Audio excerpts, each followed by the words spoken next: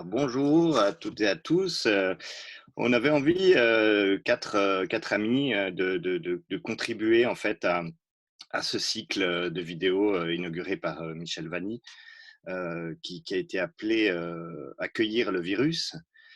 Et on en a parlé plusieurs fois. On s'est dit finalement que le mieux, ce serait peut-être justement de faire comme si, encore une fois, on était dans cette merveilleuse maison de quartier Sougar, pour une table ronde qui du coup là ressemble plus à une table mosaïque, et réfléchir en fait plus sur le mode d'amorce, pour réfléchir à au fond une forme de malaise, je crois, autour duquel on s'est retrouvé assez rapidement pour des raisons peut-être différentes, mais une forme en tout cas d'incompréhension ou de méfiance ou peut-être de colère vis-à-vis de cette idée qui n'a pas tardé à émerger dans le grand confinement, cette idée qu'il faudrait penser, préparer un monde d'après.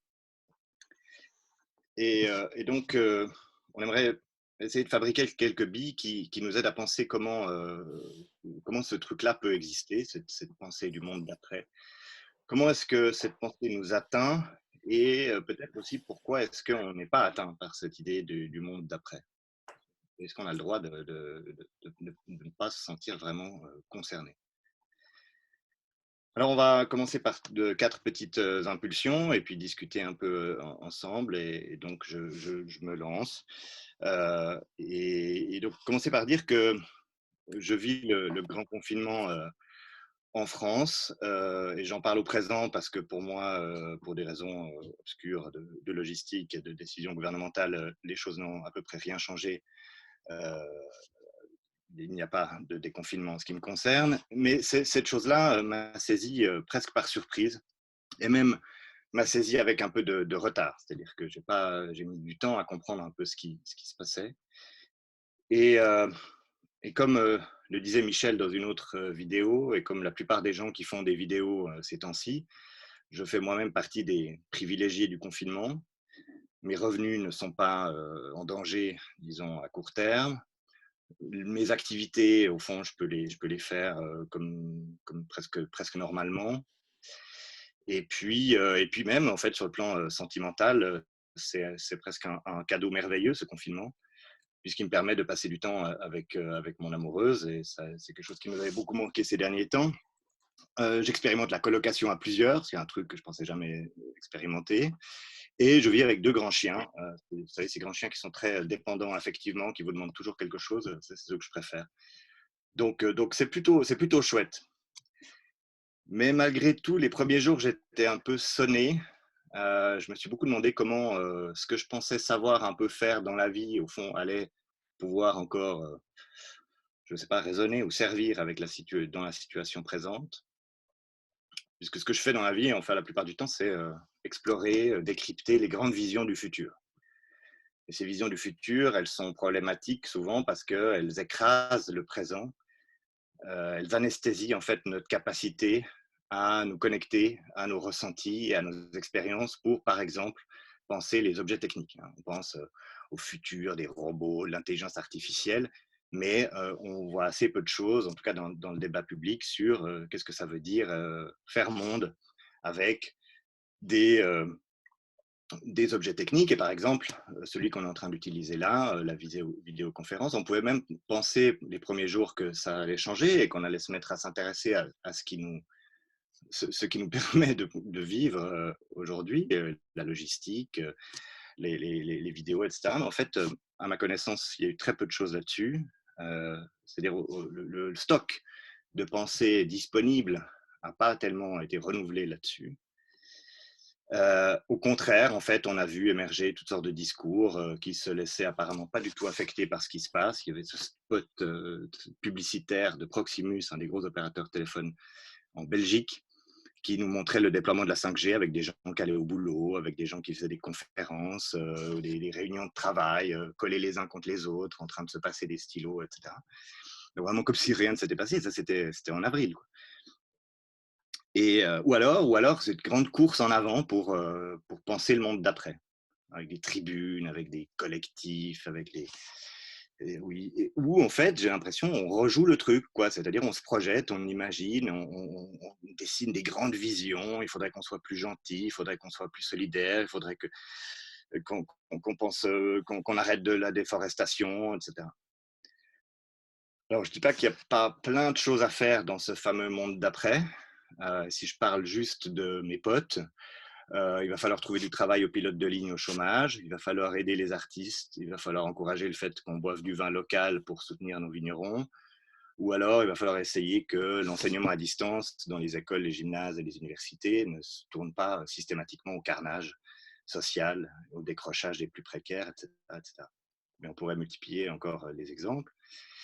Donc je ne suis pas en train de... Mon problème, c'est que c'est vraiment cette obsession du monde d'après qui, je crois, en tout cas, c'est ma lentille, c'est la manière dont j'ai un peu pris l'habitude de regarder les choses, en tout cas de me poser des questions, c'est que cette obsession, elle nous empêche de penser ce qui nous arrive, euh, d'abord, et puis ensuite, elle, nous, elle tend à faire oublier qu'il n'y aura peut-être pas d'après. Hein. Dans les premières semaines du confinement, on pouvait être relativement optimiste sur l'évolution de l'épidémie et de la pandémie.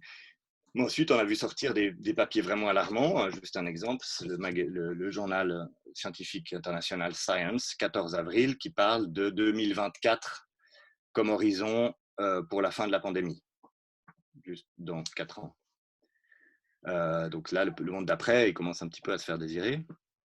Et puis du coup, ben, s'il n'y a pas d'après, ou si cet après se recule au fur et à mesure qu'on avance, est-ce qu'on est capable d'habiter le monde présent, un monde où, malgré ce que j'ai dit sur mon état de privilégié, au fond, c'est la structure de mes activités ou de nos activités, pour beaucoup, a volé en éclats. Les journées sont bizarres, tout est étrange. Le temps se distend de manière bizarre.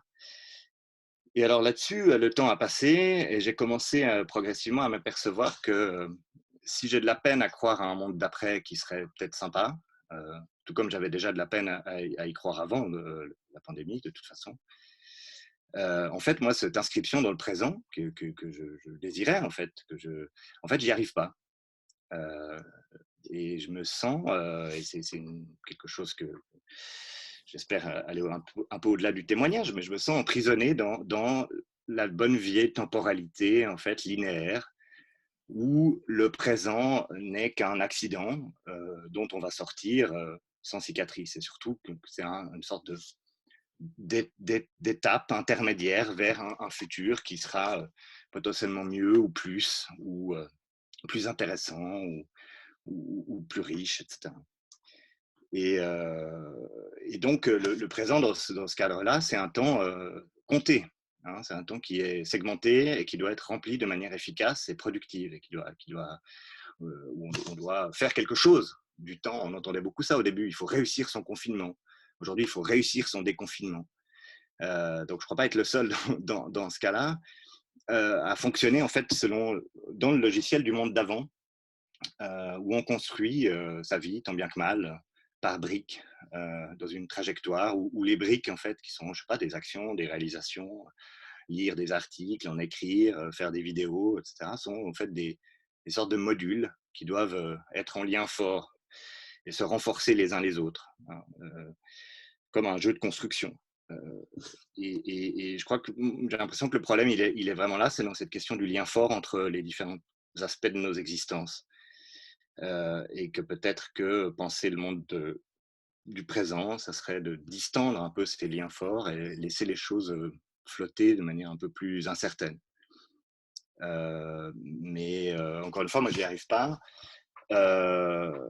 Et il y a une sorte voilà, d'obsession du régime du projet, en fait, de la maîtrise, de l'attente, et bien sûr, évidemment, de la déception. Alors, déçu, on le sera certainement par toutes les merdes qui vont commencer, qui ont déjà commencé en fait à se déverser dans nos vies.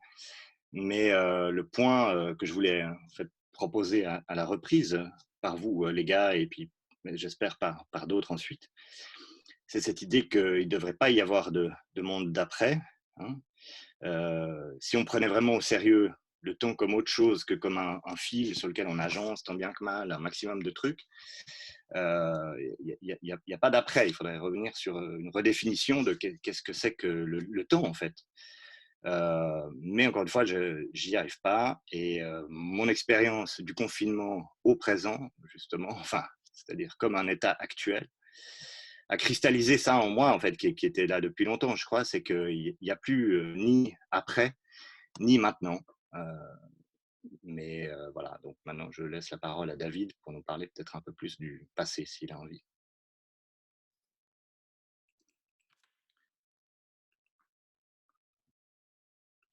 Mais David, il faut que tu... Merci Gabriel. Oui, effectivement, j'étais en sourdine.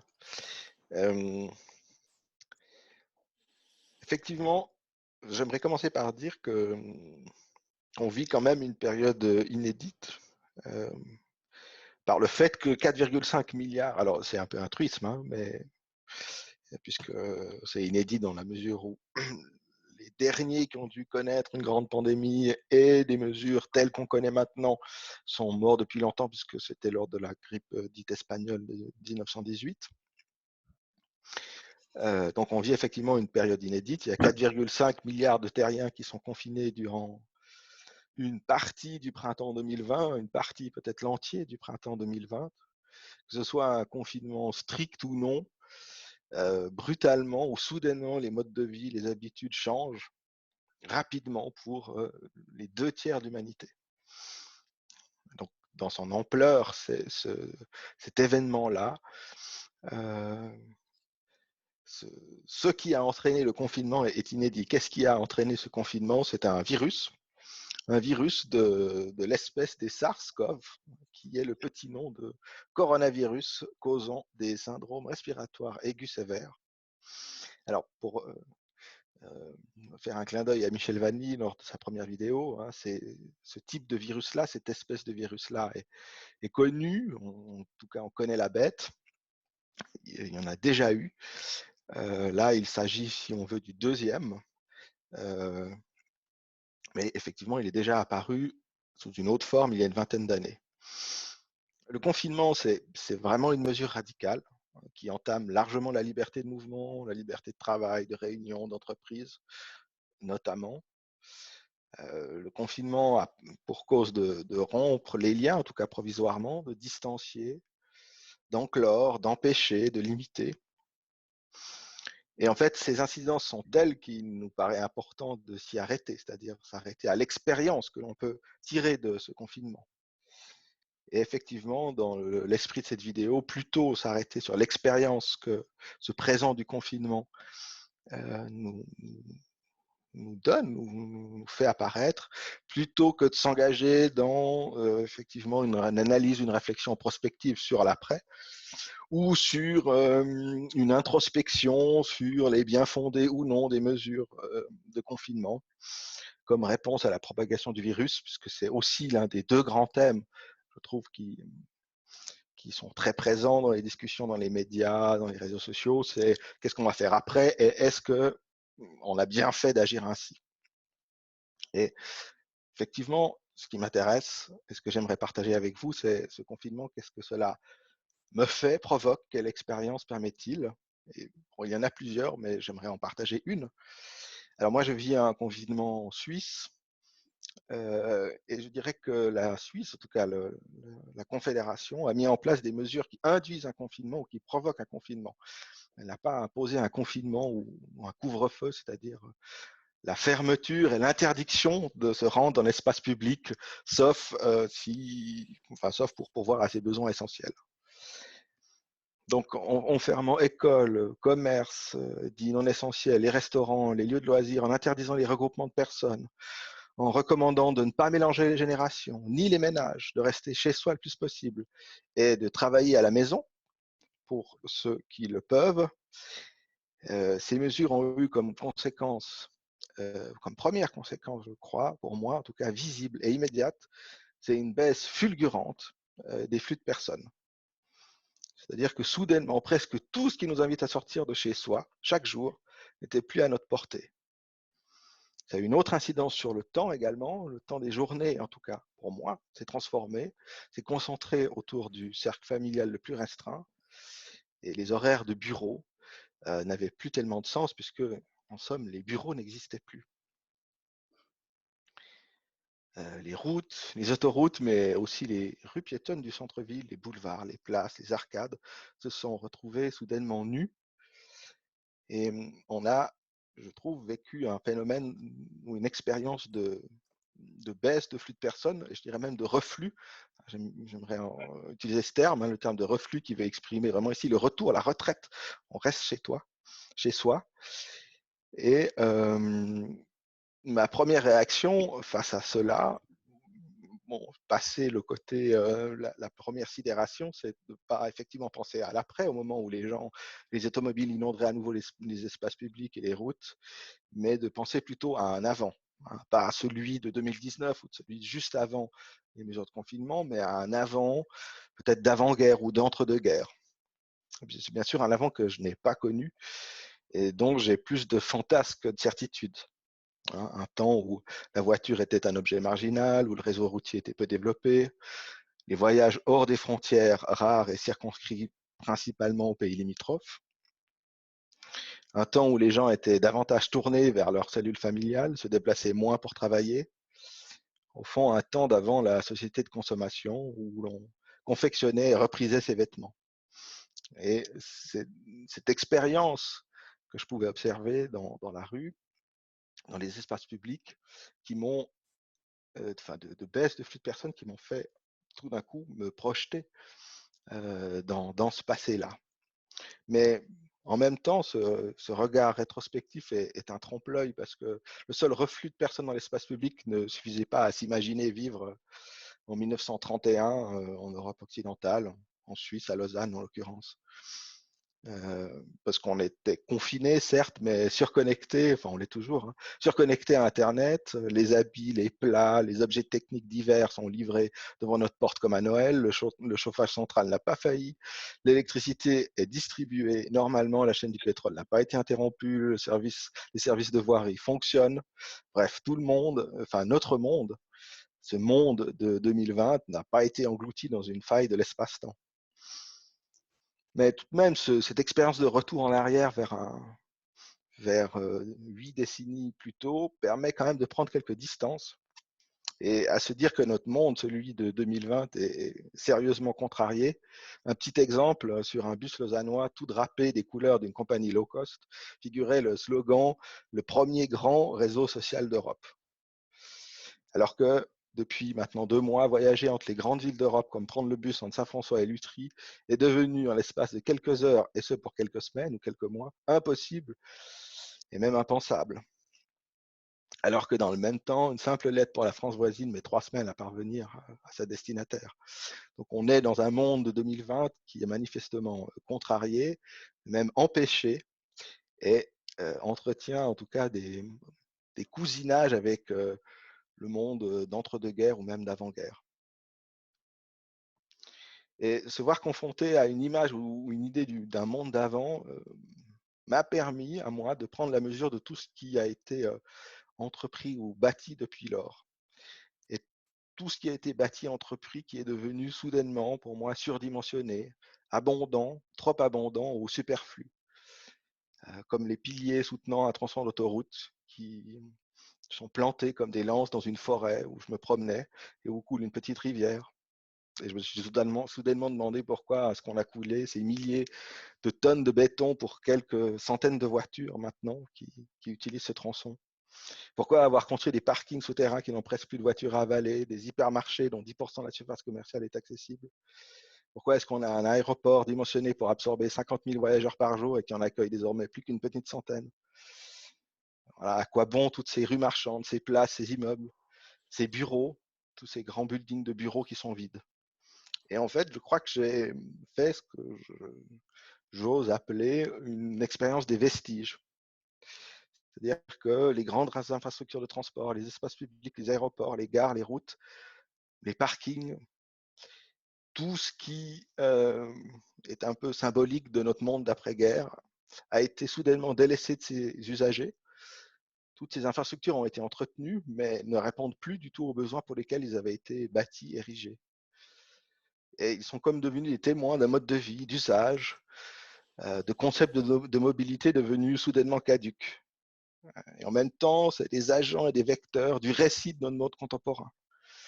Alors, c'est devenu des vestiges transitoires qui seront certainement réinvestis rapidement de leur raison d'être dans un temps proche, car si on reprend l'exemple de l'aéroport, celui le plus proche de chez moi, celui de Genève, qui a perdu en un mois 99,58% de nombre de voyageurs, un tel aéroport, c'est-à-dire un tel bâtiment, une telle infrastructure, si elle est si peu fréquentée, ne sera que rapidement livrée à l'abandon et à l'érosion et n'aura plus de sens et deviendra une sorte de vestige.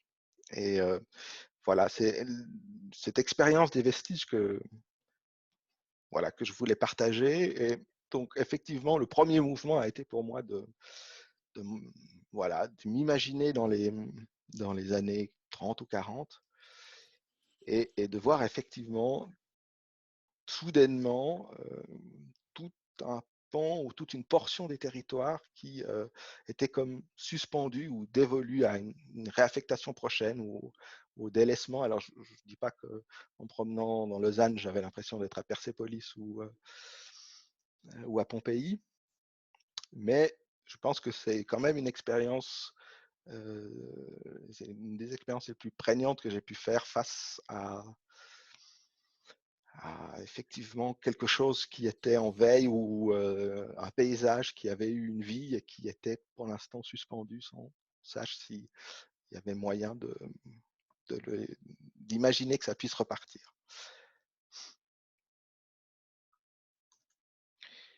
Maintenant, je ne sais pas sur cette question de monde, d'intramonde, de monde actuel, contemporain ou de monde d'avant-guerre.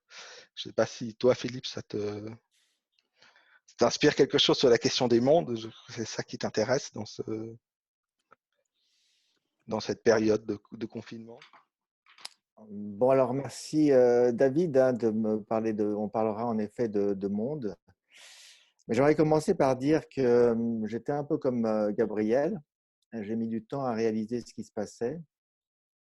Et puis comme j'habite au pied du Jura, à un moment donné, quand la situation est devenue vraiment très préoccupante, j'ai été très curieux de redescendre dans la vallée pour voir justement un peu qu'est-ce que c'était qu'un monde sans flux, justement, pour revenir à ce que disait David. Et en effet, je n'ai pas été déçu. C'est-à-dire que, comme lui, il n'y avait plus de flux, il n'y avait plus de voitures, j'ai été dans une zone industrielle et, et en effet, elle reposait dans une espèce de drôle de paix. Euh, C'était quand même très intéressant, très étrange de savoir que ce sentiment de calme et de respiration était justement dû à un virus qui justement s'attaquait aux poumons d'une partie des espèces vivantes comme ça, qui est très affairée, etc. Et j'avais trouvé ça assez beau. J'avais trouvé ça assez mystérieux et assez étrange, cette, cette, cette ce sentiment de, de voir une infrastructure comme ça, non pas comme un vestige, mais respirer. C'était étrange. Les bâtiments respiraient, les parkings respiraient, l'arbre qui était planté au milieu du parking respirait mieux. Celui qu'on a déconnecté du reste de ses semblables.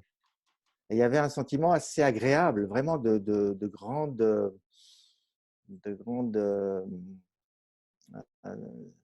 comment je peux dire, c'était pas de la joie, mais on retrouvait, on se reconnectait. Enfin, c'est comme si toute l'infrastructure se reconnectait petit à petit entre elles, entre les éléments. Donc c'était une vision totalement différente de celle de David. Et puis après, évidemment, je suis remonté chez moi dans la montagne où là, du coup, j'ai été confiné et et c'est là où l'expérience marquante que j'ai faite de cette période-là, c'était que, à la fois d'une manière, un niveau personnel, c'était c'était une expérience que j'ai beaucoup appréciée, et notamment dans les relations que j'ai eues avec les personnes avec lesquelles je vis ici. Plus de silence, moins de gestes, euh, une espèce de distance à l'intérieur même de notre petit monde, mais qui était assez agréable, et puis qui m'a donné la possibilité aussi de- d'explorer des domaines que, en général, je n'explore pas. Et puis donc ce confinement, pour moi, le côté monacal de l'expérience ne me dérangeait pas du tout. Au contraire, me permettait de me reconnecter à des choses. Mais comme je vivais comme je vis d'ailleurs, avec une personne hypochondriaque et en plus à risque, hein, c'est-à-dire que son système immunitaire ne fonctionne pas, euh, euh, je vivais aussi sa préoccupation qui était devenue presque une obsession, c'est-à-dire que on passait pas mal de temps le soir à regarder les nouvelles.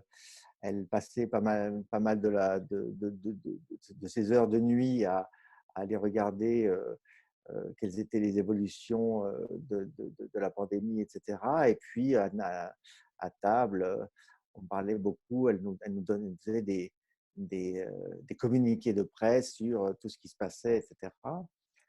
Et puis donc ces images, si vous voulez, de ces gens qui étaient dans des hôpitaux, de ces personnes qui étaient affligées par le fait qu'elles avaient perdu des êtres et qu'elles n'avaient pas pu leur dire au revoir, les montagnes de statistiques qui s'amoncelaient tous les jours, nombre de nouveaux cas, nombre de morts, nombre de contagieux, de personnes qui ont été contaminées, etc. Et ceci pour les différents pays, etc. M'a donné comment je peux dire, m'a montré, au fond, m'a amené à, à penser que justement, on ne vivait pas dans le même monde et que peut-être la chose la plus pernicieuse qu'on peut avoir aujourd'hui, c'est celle de croire qu'on vit dans un même monde et qu'on partage quelque chose qui serait en commun. Et ce commun-là, préexisterait, si vous voulez, aux rencontres qu'on pourrait faire. Donc, euh, il me semble que j'ai eu l'occasion plusieurs fois d'ailleurs de parler de ça, c'est-à-dire il me semble qu'il est absolument nécessaire d'arrêter de croire qu'au fond, notre situation est commensurable avec celle des autres. Et je pense qu'il y a un côté dramatique dans cette affaire. L'ontologie ne peut plus être une ontologie, comment je veux dire, irénique, hein, de l'un ou de la chose qui serait universelle. Elle est dramatique, elle est fissurée, mais elle permet la coopération. Et à mon avis, elle permet aussi de se lier. C'est ce qui est on, on se lie parce qu'il y a des choses qui sont infranchissables.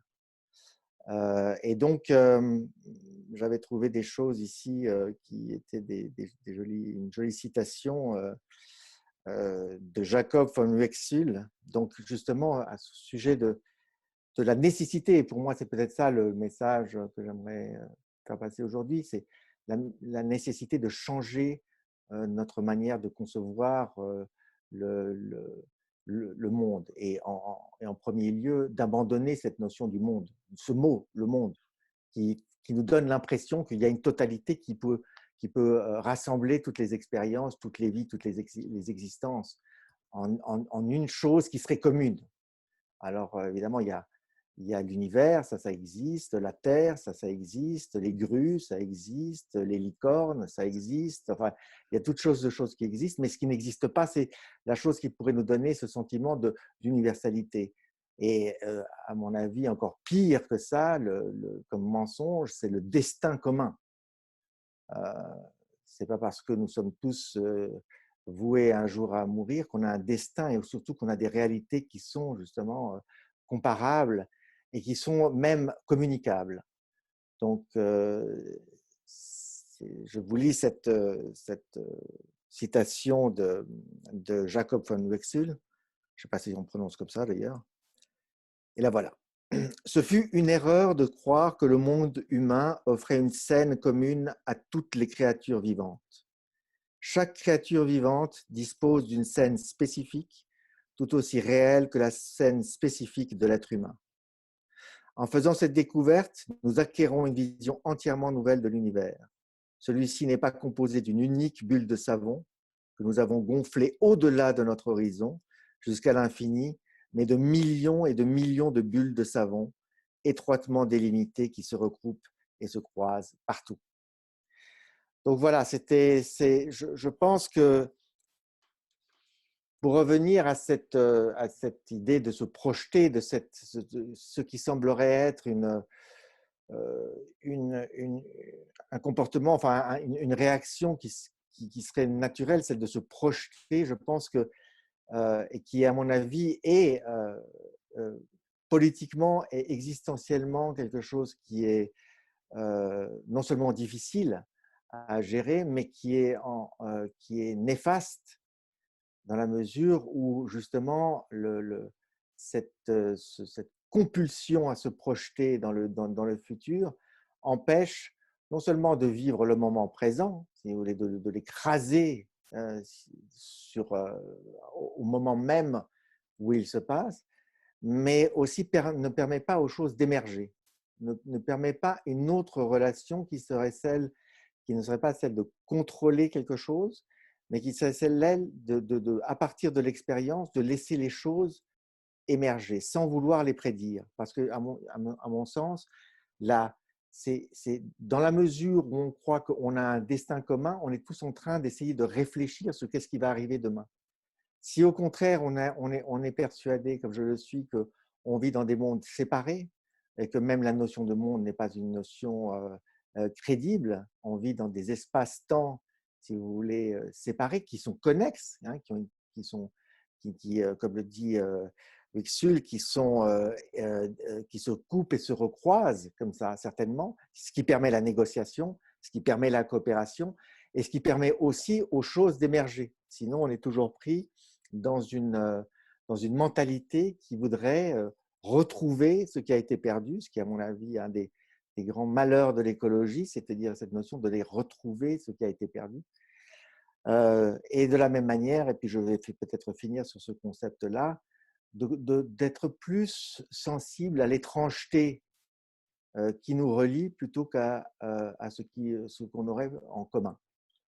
Donc, ces médecins, ces soignants qui étaient à l'hôpital, ces gens qui mouraient, ces gens qui pleuraient, étaient pour moi dans un autre espace-temps que le mien. Mais à tous les niveaux, non seulement en termes de manière de vivre le moment, non seulement géographiquement, mais aussi d'une manière dans l'imaginaire, si vous voulez, de ce qui pouvait être décrit. Et je pense qu'il y a là beaucoup une source de renouvellement, comme je le disais, à la fois philosophique en travaillant sur cette notion d'ontologie pluraliste et de plurivers, et aussi politique, c'est-à-dire dans laquelle on n'est pas obligé de croire ni comment je veux dire, de penser que les manières dont aujourd'hui on décide, les manières dont aujourd'hui on prend des décisions, où on collabore, où on aménage les espaces communs est la seule. Mais je pense qu'étrangement, c'est à partir d'une distance, peut-être d'une distance, comme je disais, incompressible, incompassible, que les choses peuvent de nouveau pas de nouveau d'ailleurs, peuvent se mettre en place. Et cette fois-ci d'une manière beaucoup plus sensée, d'une manière ou sensible aussi, à la mesure où on est porté par une dynamique d'émergence plutôt que par une dynamique de prédiction. Et Maintenant, j'aimerais passer la parole à Julien, euh, en espérant que peut-être il trouvera dans ce que j'ai dit deux, trois choses auxquelles il pourra se relier. Oui, alors merci Philippe. Euh, oui, pour moi ces questions d'étrangeté comptent beaucoup, puisque notamment le début du confinement pour moi n'en était pas un. Euh, j'ai un mode de production qui est lié à mon activité d'écriture de poèmes qui appelle à une certaine lenteur, d'à peu près 10 ans pour un livre. Ce qui fait que c'est un temps qui n'existe pas vraiment, c'est des petits grains de temps qui existent là-dedans. Et puis, d'un jour à l'autre, entre guillemets, l'extérieur, pour pas dire le monde, l'extérieur me semblait moins étranger puisqu'il adoptait mon rythme quotidien de vie, composé de deux choses essentielles. La première, c'est euh, ne pas savoir ce qui se passe. Et en face de ce pas savoir, cette envie d'avoir une netteté, ce qu'on pourrait appeler une pulsion focale. Quand il fait pas bien enfin pas bien lumineux dans une pièce, qu'on ne voit pas bien, on plisse les yeux pour essayer de trouver une netteté, et puis finalement on isole quelque chose. Alors on aimerait isoler une information, on aimerait isoler des choses comme ça. Mais ce n'est que déjà tout un processus. La première expérience, la première sensation qu'on a du monde, c'est comme dans un tableau de Turner.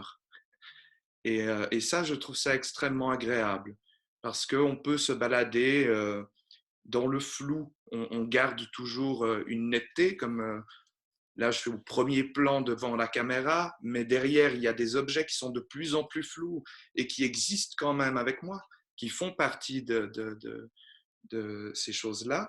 Et que le fait d'abandonner cette pulsion, ou en tout cas d'essayer de la calmer un peu, me permet de profiter du flou. Et le monde me semblait moins étranger puisque les autres non plus ne savaient pas ce qui allait arriver chaque jour.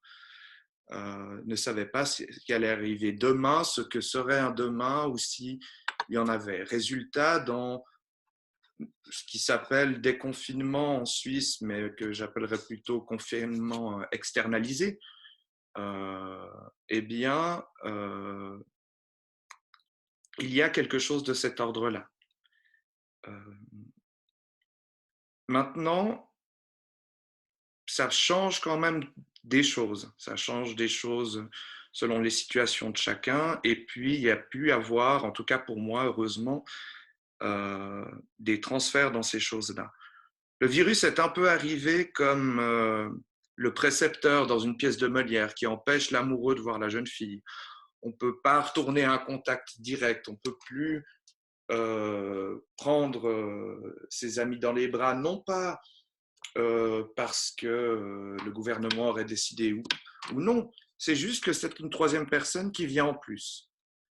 Et dès lors, comment est-ce que je fais? Et c'était un beau moment d'invention qui existait déjà avant chez moi, mais qui s'est actualisé différemment. Comment est-ce que je fais pour toucher l'autre?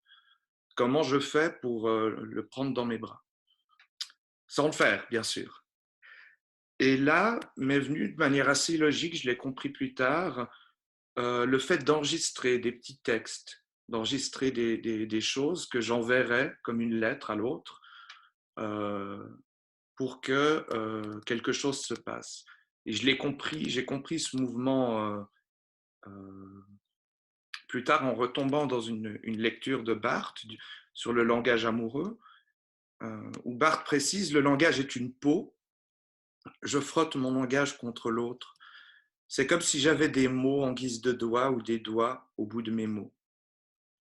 Et à ce moment-là, les voix s'échangeaient à la façon des membranes. Et permettait à ce moment-là de transférer le désir d'embrassade sur le plan sur le grain de la peau, dans le grain de la voix. Et ça a été assez faramineux. Ça m'a mis en place une disposition à augmenter mes lectures avec des gens, à leur prendre ce temps, grâce aux outils qu'on a, mais prendre ce temps de mélanger nos voix, puisqu'on ne pouvait pas mélanger nos corps. Donc voilà ce que me permet l'accueil du virus, c'est un arrêt de cette obsession d'un savoir, un arrêt de cette pulsion focale qui, chez certains, génère le mot monde d'après, puisque ici, le monde d'après, en tout cas pour moi, il n'existe pas. Il n'y en a pas, il n'y en a jamais eu, il n'y en aura jamais. Mais le mode relationnel était beaucoup plus marginal, cherchait dans les petites marges de nos corps comment est-ce qu'on pouvait à nouveau s'affecter, se faire du bien les uns les autres. Quelque part, ça a été par le geste de déprise, pour moi, une joie en plus, parce qu'il fallait un certain courage pour la douceur et pour la manière dont on allait vouloir se dire des choses. Donc voilà, moi c'est vraiment cette question de flou qui me reste et de lenteur que j'ai vécu assez agréablement, que je continuerai de toute façon à travailler. Et puis je te repasse la parole, Gabriel. Merci les gars, il y a des c'est peut-être pas évident comme ça, mais c'était pas aussi prévu et calculé comme écho et comme résonance entre nos quatre petites billes. Et du coup, je sais pas, est-ce que l'un d'entre vous voudrait réagir à quelque chose qu'a dit l'autre, ou pour commencer, je veux dire, à croiser un peu les perspectives. Est-ce que Julien? Oui, alors effectivement, ce n'était pas prévu, mais je retombe sur cette question de voix, puisque on n'est peut-être pas 4, mais on est 5. Et on réagit chaque fois différemment. Il y a eu une certaine forme de linéarité qui était très belle pour moi. Mais je repense à cette question comme dans les pièces de Molière où il y a le précepteur, tu vois, le virus, c'est une autre personne, enfin une autre entité qui est là et qui a une présence. Et cette présence, eh bien, elle a une influence sur les gestes. Des gestes en moins ou des gestes en plus, puisqu'il a été recommandé des gestes, mais qui sont en fait des non-gestes. Il faut arrêter d'eux. Et puis, de l'autre côté, il y a des choses qui ont été, pour moi en tout cas, réinventées. C'était des gestes, mais plutôt sur le plan psychologique que corporel. Des gestes relationnels qui étaient autres, pour pouvoir entretenir et maintenir nos contenants psychiques. Alors, ouais, il y a un mot qui me vient à l'esprit que j'y pensais plus du tout depuis longtemps, mais par rapport à ce que tu dis, c'est comme si on s'était fait ventriloquer par le virus, c'est une cinquième voie, et c'est le cas de beaucoup de gens. On s'est fait ventriloquer. Le virus nous fait dire des trucs. En tout cas, c'est comme ça que je traduirais dans mon expérience. Le virus nous fait dire des trucs et je résiste. Et je ne suis pas sûr que ce soit ça qu'il faille dire. Il faut vraiment très fort parce que socialement, on en a beaucoup parlé là dans la colocation, c'est-à-dire est-ce que vraiment on a raison de vouloir vivre comme aussi normalement que possible? Ça voudrait dire quoi? Quelqu'un qui tout à coup pète un câble? Est-ce qu'on est prêt à autoriser ça comme on l'autoriserait peut-être moins dans un contexte plus normal, plus quotidien, sachant que quand quelqu'un pète un câble dans une colocation sous confinement, je veux dire, il ne peut pas aller se barrer 3 jours chez les potes, quoi. Enfin, mais cette idée, j'aime bien cette idée, en tout cas, on est ventriloqué par ce truc-là, où on a du coup des choses qui viennent assez automatiquement parce que ça fait partie je crois beaucoup à cette idée qu'on a un stock de pensées ou de mise en mots de ce qui nous arrive, qui est disponible en fonction de ce que vous avez derrière vous. Moi, j'en ai 2 ou 3, des bouquins, nos lectures, ou de ce qui circule dans notre environnement, dans les gens avec qui on discute, etc. Et, de plus en plus, j'ai cette impression que, voilà, que le virus me ventriloque, mais sur un mode où je ne suis pas du tout sûr de comprendre ce qu'il dit, ou du coup de comprendre ce que je dis. Je ne suis pas sûr que ce soit les bons trucs à dire, mais peut-être qu'il faudrait peut-être l'encourager un peu plus à faire un peu sur le mode de Philippe, quoi, plus sur l'émergence de trucs bizarres, plutôt que essayer d'avoir un langage articulé, justement, comme on a un temps articulé. David? Et moi, Ouais. j'aime beaucoup cette notion de ventriloquage, donc de virus qui nous ventriloque. Et je suis assez d'accord. Et effectivement, je pense qu'on a un stock de, je sais pas, de pensées, de choses, de considérations, je sais pas comment on peut les appeler, enfin, de choses qu'on pourrait dire. Mais pour moi, c'est vrai qu'au début, ce ventriloquage du virus était comme interféré ou parasité par beaucoup de bruit. C'est-à-dire que rapidement, beaucoup de gens ont pris la parole pour dire, voilà, pour faire une analyse, pour soit considérer que les mesures étaient complètement disproportionnées, que si, que ça, il y avait beaucoup de querelles de chapelle entre épidémiologistes, virologistes, ceux qui ne le sont pas, mais qui ont quand même un avis. Euh, et puis surtout, on a été bombardé d'infos. Enfin, je veux dire, les, les décisions il y a eu une sorte d'emballement. Tout d'un coup, des décisions ont été prises rapidement, mais quasiment chaque jour, on s'enfonçait un peu plus dans le confinement. En tout cas, en Suisse, il y a eu, je crois, 3 ou 4 séances du Conseil fédéral entre le 13 et le 20 mars, où à chaque fois, il y a des mesures supplémentaires qui ont été prises. Et on a été, en tout cas moi, voilà, un peu paralysé. Et c'est vrai que c'était très difficile de sortir quelque chose, d'avoir même un discours à peine singulier. Je pense que je ne pouvais pas, ne serait-ce même que parler d'expérience, difficile de savoir comment ça nous touchait. Et je sais pas, je trouve qu'après 8 semaines, en tout cas, moi, je respire mieux de ce côté-là.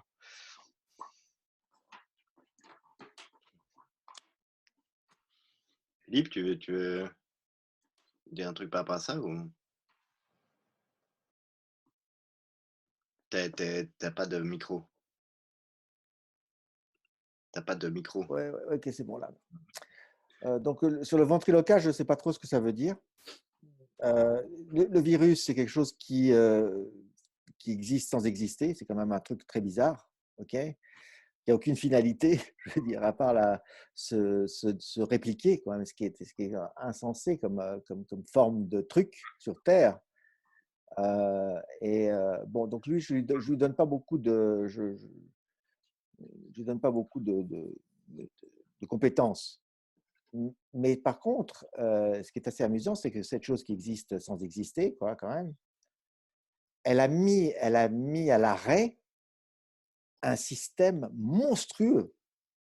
Et une des choses qu'on peut réaliser en ce moment, c'est le côté gigantesque de ce que, en tant qu'humain, on fait. Les routes, les aéroports, que ce soit sous la forme de vestiges ou sous la forme, comme moi, d'infrastructures qui pourraient même prendre une forme presque vivante, si tu veux, plutôt que de se cristalliser. Pour moi, l'infrastructure vide commençait à accueillir, à se déployer comme ça, en tant qu'infrastructure, pas en tant que chose faite par l'homme, quoi. Et ça, j'adore ça. J'adore quand les mondes, justement, quand je dis qu'il y a plusieurs formes de réalité et que ces formes de réalité comment je veux dire, ont des relations qui sont des relations multiples et, et, et parfois même contradictoires et parfois même conflictuelles et ça. Tout ça, qu'il faut prendre ça dans le. Donc, ce que je trouve d'intéressant, qui peut nous lier, c'est que chacun a décrit une expérience du temps qui était différente et de l'espace qui était différente.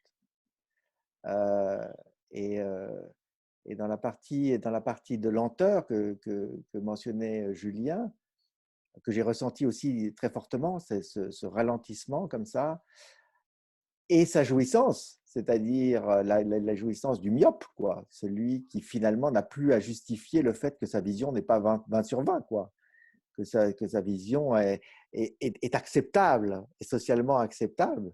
Je trouvais que j'ai ressenti un truc très très proche de ça, et, et très vrai aussi. C'est-à-dire que ce que j'ai constaté, comme ça de loin aussi, sans trop de discussion, c'est que les gens, en tout cas là où je vis, hein,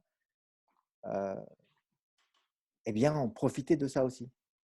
Ça leur a donné quelque chose comme une nouvelle manière de, de se relier, une nouvelle manière même de procéder aux rituels qui sont les leurs. Et entre voisinage, par exemple, c'était magnifique, cette notion. Quand on parle à 5 mètres de distance de quelqu'un, eh bien, il y a une délicatesse dans la manière d'aborder les choses que je retrouvais, que je ne connaissais pas.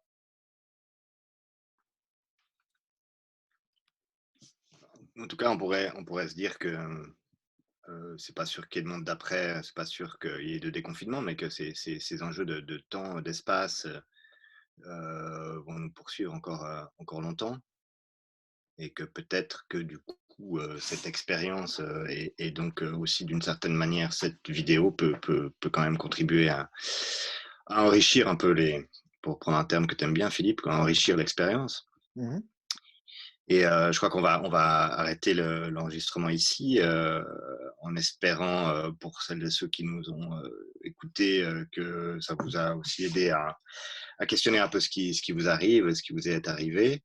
On vous rappelle on mettra le lien, c'est comme ça qu'on fait normalement, on mettra le lien dans la description de la vidéo.